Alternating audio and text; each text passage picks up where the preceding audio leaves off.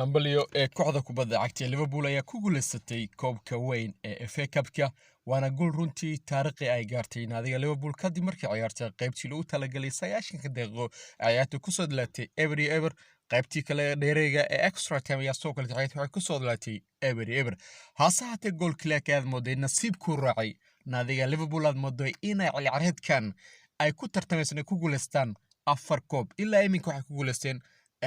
Carling Cup-ka iyo waliba koobkan iminka ku guuleysteen FA Cup-ka waxa soo kale tarajadooda inay ku guuleystaan Champions League ay final kala ciyaari doonaan naadiga Real Madrid soo kale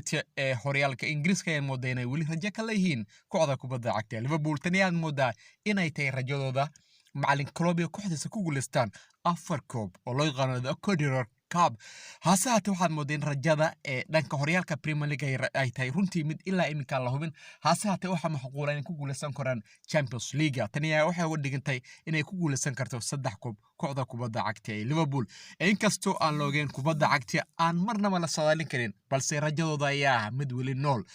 Liverpool ayaa moodeen inay tahay koox runtii weyn si Champions League ay tahay kooxda ugu hanashada badan dhanka Ingiriiska hadii la eego waxaana ku jirta kaalinta saddexaad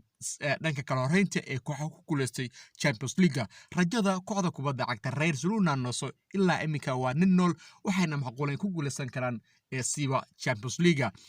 Premier League hadii aynu kooxda kubadda cagta Man City moodeen kulamo ugu dambeeyay ay dhigayaan wax la yiraahdo fantastic marka labada kulan ayaa laga yaabaa hadii ay badiyaan mid kamid ah ay gool badan ku badiyaan ay macquul tahay in ku guuleysan karo dhanka goolasha hadii la eego soo kale waxa jirta inay soo kale tay badin karaan kulan ugu dambeeyay ama say ay gali karaan barajo marka Liverpool guud ahaan waxa u baahan tahay 4 dhibcood waxaana macquul ah in kooxda kubadda cagta City ku guuleysan karto horyaalka Premier League Champions League aad moodaa winay tahay midna sport iyo khiyaari wanaaynta